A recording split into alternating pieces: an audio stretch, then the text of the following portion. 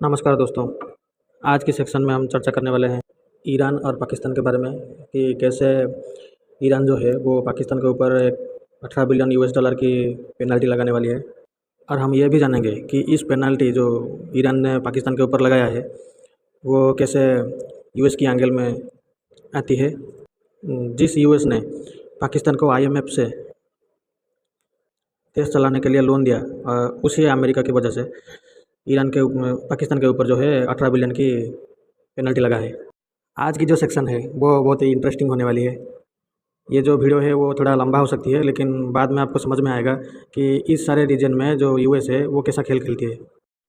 तो शुरू करते हैं आज की सेक्शन। Let's starts.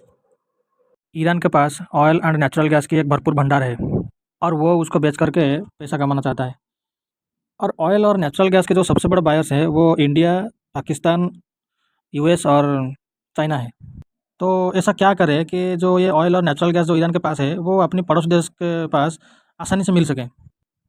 इस व्यापार को अधिक सहज करने के लिए ईरान और पाकिस्तान एक टेबल पर बैठ के ये दोनों बातचीत किया कि जो ईरान और पाकिस्तान है उसके बीच में अगर एक पाइपलाइन बिछा दी जाए तो वो जो व्यापार है वो करना बहुत सहज हो जाएगा।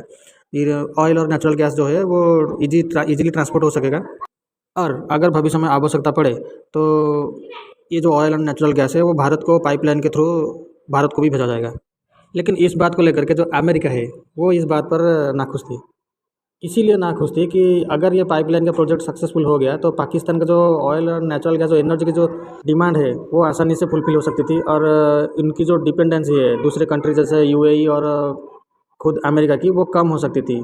इसी तरह इंडिया अगर उस प्रोजेक्ट लाइन में अगर शामिल हो जाता तो इंडिया का जो एनर्जी रिक्वायरमेंट्स है वो भी फुलफिल हो जाती और अमेरिका जो है उसके ऊपर वो इंडिया की जो डिपेंडेंसी है वो भी ख़त्म हो सकती थी। इसीलिए अमेरिका जो है इस प्रोजेक्ट को लेकर नाखुश था। इसी बात को अमेरिका कई बार खुलकर भी बोला है कि जो ईरान और पाकिस्तान की जो गैस पाइपलाइन है उसको यूएस खुल कर के विरोध करता था। लेकिन बाजी अब पलट जाती है जब डोनाल्ड ट्रंप 2014 में अमेरिका के राष्ट्रपति बनते हैं। धीरे धीरे अमेरिका ने जो ईरान के ऊपर सैंक्शंस लगाने लगे। इसका वजह एक नहीं 4-5 कारण है कि अमेरिका जो है जो ईरान के ऊपर सैंक्शंस लगा दी। सैंक्शंस का मतलब है कि ईरान के साथ कोई व्यापार कर नहीं सकता, उनके ऑयल जो नेचुरल गैस है उसको खरीद नहीं सकते। और इसका एक कारण ये है कि जो ईरान है वो हमास को सपोर्ट कर रहा था, और हमास वो है जो इसराइल के ऊपर बार बार आक्रमण कर रहा था। और हमास और इसराइल जो है वो आपस में दुश्मन है। और यहाँ पर इसराइल वो देश है जिसके बहुत सारा पैसा लगा है अमेरिका में। ऐसा भी बोला जाता है कि जो अमेरिका का जो आधी इकोनॉमी है वो इसराइल के पैसों से ही चलता है।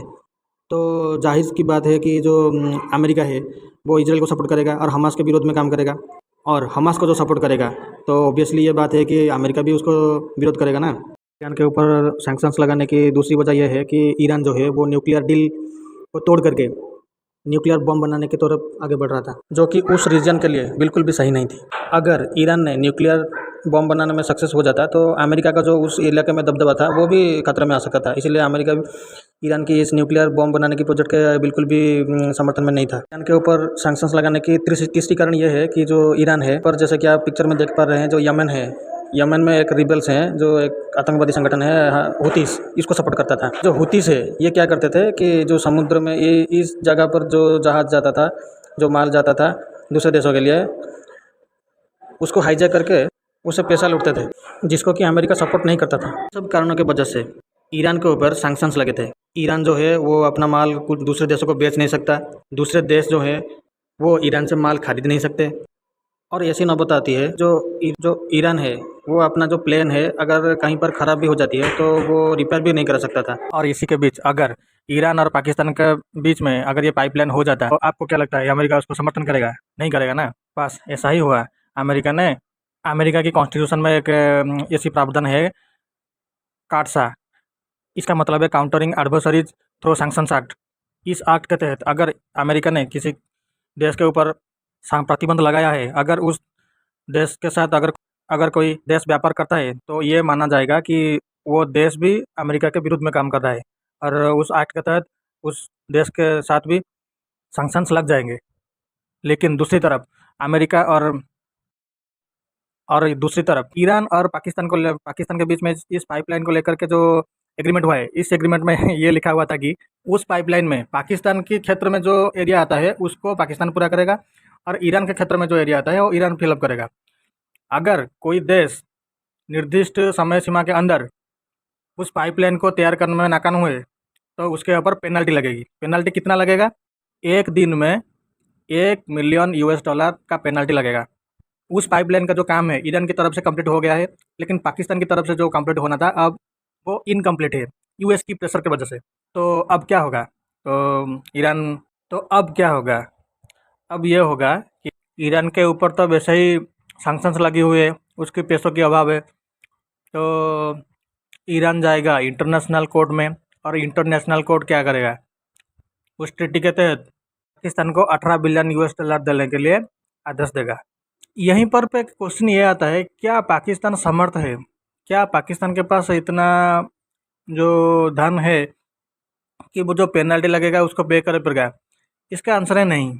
आप अगर देखेंगे तो ये जो विदेशी मुद्रा भंडार है वो कुल मिलाकर के 9 बिलियन के आसपास है, और पेनल्टी जो है उसका डबल है। तो पता नहीं ये क्या आंसर ला करके देंगे, मगर आने वाले दिनों में आपको, अगर आने वाले दिनों में इसको लेकर कोई बड़ी अपडेट आता है तो मैं आपको ज़रूर बताऊंगा।